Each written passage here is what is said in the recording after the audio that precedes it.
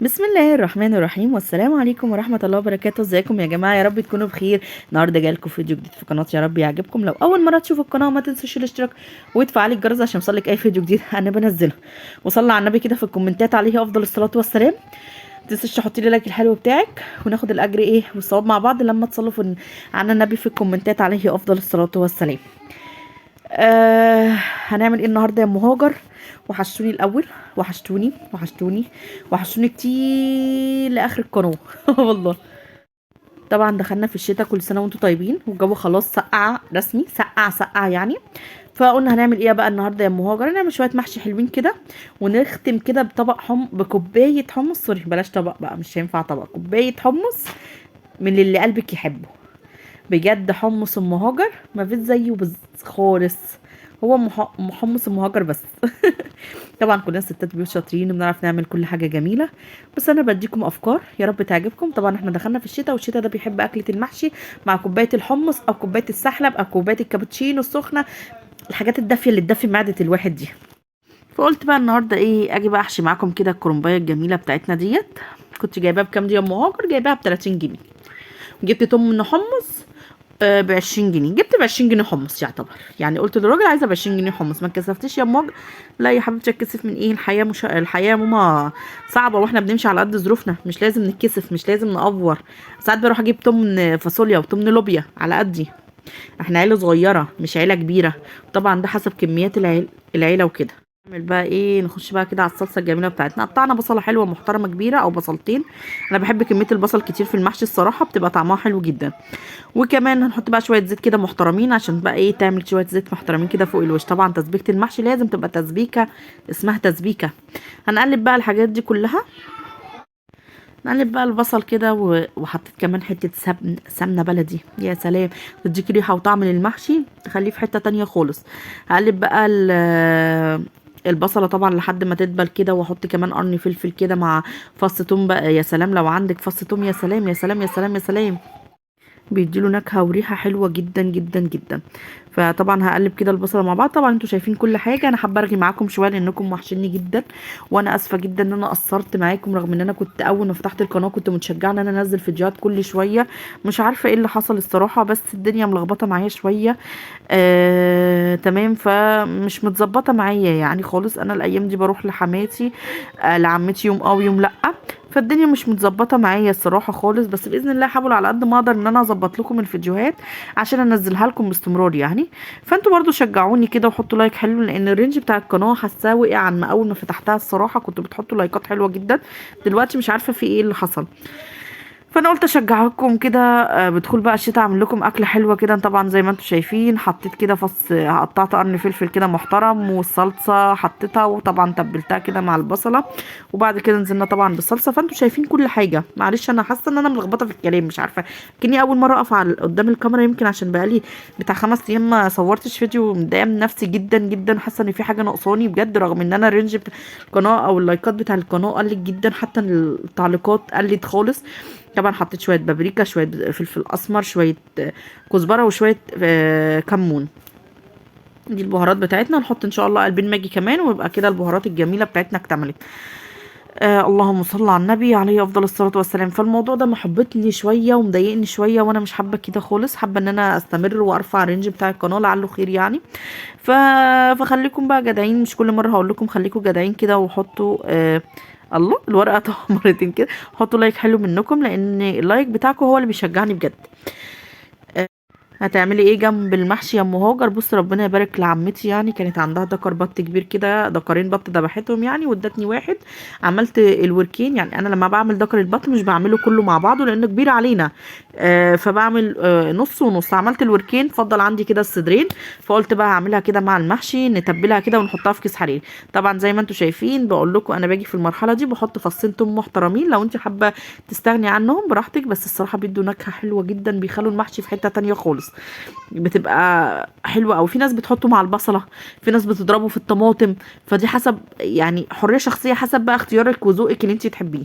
تمام، بس في الحالات كلها بيبقى محطوط في الصلصه، وبيدي هي نفس النكهه يعني، مش افوره. بس انا بحب احطه في المرحله دي ليه؟ عشان مش يعني يطلع بقى الريحه الجميله كده في الصلصه. تمام. مش بحب الصراحه اضربه في البتاع ولا بحب احمره مع البصل، انا بحب احطه ني. معلش بقى، عبد الرحمن مجنن بابا بره حرفيا عشان آه، عمالين يخبطوا وهو يزعق لهم يعني، عشان انا قلت له معلش امسكهم بس شويه، هسجل الفيديو وارجع لك تاني. حرفيا يعني ماسكهم بالعافيه، فزعق في عبد الرحمن صوته واصل للفيديو. فمعلش بقى، ربنا يبارك لنا في عمرهم يا رب ويخليهم لنا. طبعا خلاص انا مقطعه الكرومبه اهوت زي ما انتم شايفينها، وهحط ميه بقى عشان نسلق الكرومبه الجميله بتاعتنا. الكرومبه الصراحه كانت زي العسل، وجبتها ب 30 جنيه، والكرومب الايام دي مال الدنيا، مال الدنيا هو والقرنبيط والبسله طلعت ب 30 جنيه عندنا، والسبانخ طلعت موجودة كيلو وربع ب10، وفي ناس بتبيعها ب20، وفي ناس يعني بصي الأسعار متداولة في كل حتة بطريقة مختلفة. الجزر كمان طلع. الحاجات بقى الشتوية، الأكل الجميل الشتوي، لأن الشتوي قايم على الأكل غير الصيف خالص. الصيف أكله قليل جدا جدا جدا، الصيف يعتبر قايم على الفاكهة، لكن الشتاء بيقوم على الاكل الخضار الجميل بتاعنا.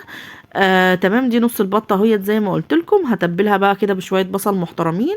انا دايما احب احط شويه البصل، طبعا منضفاها ومخليها زي الفل، بس البصل ده بيدي نكهه حلوه، بينكه اللحمه من جوه، بينكه يعني اللحمه او الفراخ او السمان او الحمام بينكهه حرفيا. بحب قوي خطوه البصل دي. فانا هحشيها بصل، لان انا اوريدي هحطها ببصلها في الكيس الحراري، واحطها على واحطها اللهم صل على النبي عليه افضل الصلاه والسلام في الفرن. طبعا زي ما انتم شايفين خلاص انا قطعت سلقت الكرنب ومقطعاه كمان، خلصت منه.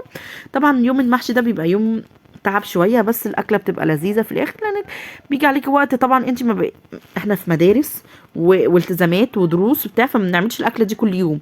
فما بقتش زي الاول يعني، في ناس حرفيا كانوا بيحبوا المحشي ده يعني يعملوه في الاسبوع مره، لا احنا دلوقتي قلناه خالص، بقينا بنعمله مثلا كل مرتين او 3 مرتين بالكتير في الشهر. تمام. فاحنا لازم لما نيجي نعمله بطريقه حلوه بقى، وجنبه اكله حلوه، عشان بحيث ان ايه يعني يبقى ايه بقى، اكله كده مشتاقينها تبقى طعمها حلو. طبعا انا لما بعمل المحشي بعمله على يومين، يعني بحشي حله نتغدى بيها، وبحشي حله تاني يوم، لان انا اوريدي بعمله بعد فتره كبيره، يعني مش بعمله زي ما قلت لكم في ناس بتعمله مرة في الأسبوع، بس أنا بعمله مرتين في الشهر، فالمرتين دولت بيبقوا على يومين، يعني بحشي معها حلة نتغدى بيها. سوري ان انا بنهج، بس العيال مهبطني نادوا عليا عشان اجيب لهم حاجه، فحاسه ان الدنيا كمان بايظه معايا شويه. يا عبد الرحمن ابني كان تعبان الفتره اللي فاتت دي جدا الصراحه. بحب احكي لكم كل حاجه، يعني بحب ان انا هتكلم معاكم وفضفض يعني، فلما تتضايقوش من كلامي.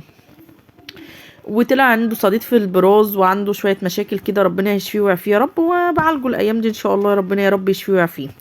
طبعا زي ما انتم شايفين اهوت، هحط بقى البصل في بعد ما طبعا ما دعكته كويس جدا بالملح والفلفل الاسود، هدخله بقى جوه كده في البطه كده كويس جدا، واسيبها شويه، وبعد كده ايه نحطها في الكيس الحراري.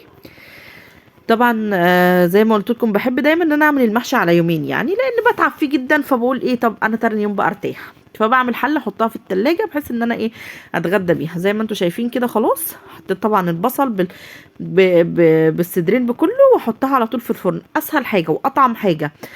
هتاكلي حاجه طعمه، وهتاكلي حاجه مستويه كويس جدا، وهتاكلي حاجه دهون نازله منها، واي حاجه نازله منها يعني مش بيبقى دسمه قوي. بجد بجد بجد حلوه قوي قوي قوي قوي فكره الكيس الحراري ده، وبحيي اللي اخترعه بجد. في الطيور بيبقى حلو جدا، وفي ناس بتعمل فيه اللحمه، انا جربت اللحمه قبل كده عجبتني الصراحه، بس ما جربتهاش تاني مش عارفه ليه. بس الطيور طبعا على طول بعملها فيها، زوجي بيحب قوي قوي قوي الطريقه دي، وبيحب قوي ان انا احط له الحاجه في الكيس الحراري، فعلى طول تلاقوني دايما بعمل الخطوه دي، بتبلها بالبصل تتبيله حلوه، وساعات بحط معاها بطاطس، وساعات كوسه، وساعات جزر، ساعات شويه خضار كده، وارميها بقى في البتاع، واعمل جنبهم شويه رز. يا سلام يا سلام، اكله في حته تانية خالص، بتبقى حلوه جدا جدا. هنزل بقى بالخضره بتاعتي، طبعا خلاص التسبيكه بتاعتي خلاص اتسبكت خالص اهيت، وهنزل بقى بالخضره طبعا بعد ما انا بغسلها الاول، وبعدين بقطعها. هقلب بقى كل ده مع بعض، ونحط الرز بقى بتاعنا كده، ونحشي طبعا ايه حلة المحشي الجميلة بتاعتنا. بعد كده بقى نتغدى، ونخش كده على شوية حمص، بجد هيدخلوا الدماغ، بجد حاجة كده حلوة، وبتبقى طعمها حلو جدا. وزي ما بقول لكم مفيش احلى من حمص ام هاجر. وطبعا ما فيش حد ما بيشكرش في نفسه، كلنا بنذم نفسنا كده وبنشكر في نفسنا. تمام، حطيت اهو الرز اهو بنزل بيه. طبعا انا غسلاه كويس جدا في مصفى، وبسيبه يتصفى وينشف سنه.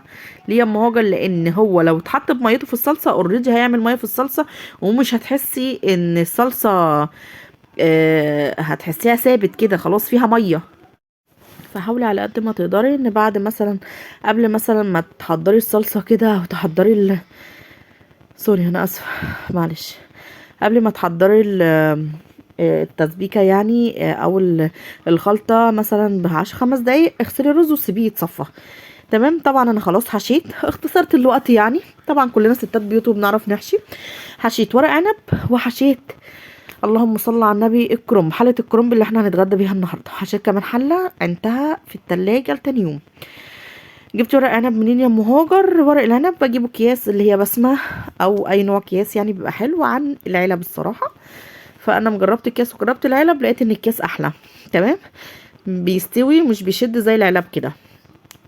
اللهم صل على النبي، صلوا على النبي في الكومنتات عليه افضل الصلاه والسلام.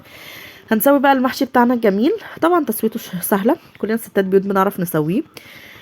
فممكن برضو اختصر الحته ديت واوريكم على طول بقى الغدا وشكل الغدا بتاعنا النهارده عامل ازاي. زي ما انتم شايفين ادي اهوت المحشي الكرنب، الله على الجمال. وادي الورق العنب، وكمان طلعت البطه وعملت شويه شوربه كده كانت عندي في التلاجة في الفريزر، طلعتها وسيحتها وحمرت لسان عصفور وحطيتها. تمام. وعملت عصير مانجا برضو، مفرزه مانجا، انتوا عارفين ان انا مفرزه مانجا، قلت بطلع بقى ايه كده يعني كشكل كده جنبكم. اكل النهارده دسم وحلو جدا وجميله، اكله حلوه قوي قوي قوي. امي ودفي اولادك بيها. الاكله دي بتدفي في الشتاء قوي، واحنا في الشتاء ومحتاجين ان احنا نتدفى كده ونحس بسخونيه جسمنا. ويلا بينا نخش نعمل بقى، خلاص اتغدينا وكلنا واتبسطنا، نعمل بقى شويه الحمص الجمال بتوعنا عشان يعني ايه نختم بقى الاكله. تمام، نختم بقى اليوم. غسلت الحمص، جبت 8 حمص او جبت ب20 جنيه حمص زي ما قلت لكم، وغسلته كويس جدا وحطيته ايه على النار في ميه. في ناس بتنقعه فبراحتك خالص، حابه تنقعيه نقعيه. بس الصراحه انا ساعات بنقعه ما بياخدش سوا اكتر يعني، ما بياخدش سوا خالص على النار لما بنقعه. بس في اليوم ده انا ما نقعتهوش انا فاكره. انا حطيته على طول في الميه بعد ما غسلته غسله كويسه، وسايباه بقى يستوي ايه مع بعض كده ايه وياخد ويدي. طبعا بتغسليه كويس جدا جدا جدا من يعني من اي شوارب او اي حمصيه وحشه او اي حاجه ترترمي، لان اوريدي الميه اللي بتستوي فيها الحمص هي دي بتاعت حمص الشام بتاعتنا الجميله. هسيبه بقى يغلي كده ويستوي كده وياخد بقى ايه ويدي كده مع ايه مع بعض بشكل ودي. طبعا زي ما انتم شايفين اهوت. وعندنا بقى ايه طماطم، نعصر شويه طماطم كده حلوين، بتاع 4 طماطمات او 5. لان احنا بنحبه يبقى مليان قوطه الصراحه. طبعا في ناس بره بتحط له لون، ملناش دعوه بيهم، احنا في نفسنا. زي ما انتم شايفين اهيت حطيناها ومصفياها يا جماعه عشان ما تبقاش في طفل يعني، ما يبقاش شكله ظريف. شويه ليمون محترمين يا ام هاجر. في المرحله دي بتحطي الليمون، بحط الليمون عليه. في ناس خلاص اوريدي كده وبتحط توابله، بتحط توم، بتحط كل حاجه وتظبطه. ولما يجوا بقى يحطوا في الكوبايات يحطوا الليمون ويحطوا الشطه. لا انا بحط الليمون معاه، بيديله نكهه وحلوه جدا وطعم حلو قوي. معايا بقى هو حته توم كده محترمه، معايا شويه شطه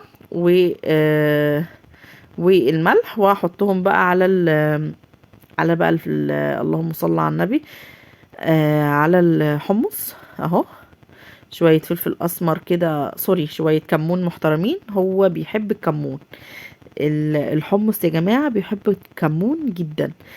وحطيت شوية الملح وحطيت شوية شطة، حطيت شوية شطة وشوية ملح وشوية كمون محترمين. تمام. وهملحه بقى تمليحة حلوة كده وادوق الطعم كده واقول لكم ايه. بجد والله العظيم جربوه بالطريقة دي هتاكلوا كوباية حمص في حياتكم مش هتاكلوها. سويت الحمص، حطيت طماطم معصوره ومصفياها عشان ما يبقاش فيها التفل وتبقى شكلها العام مش حلو. حطيت ليمون كتير جدا. تمام. حطيت فصين توم حلوين ومحترمين، حطيت شطه وكمون وملح. ادي اهي. وادي اهوت حطيته في الكوبايات اهوت، ومعاه برده ليمون عشان اللي عايز يزود عصره ليمون حلوه كده منه. ونشرب بقى كوبايتين الحمص الجمال بتوعنا. وده كان الفيديو بتاعنا النهارده، يا رب يعجبكم. بس ما تنسونيش بقى باللايك، اللايك عملت لكم هو كلمتين حلوين اهو وافكار حلوه، يا رب يعجبكم. بس ما تنسونيش بقى باللايك الجميل بتاعكم، وتصلوا كده على النبي في الكومنتات عليه افضل الصلاه والسلام. حطي لايك، حطي لايك.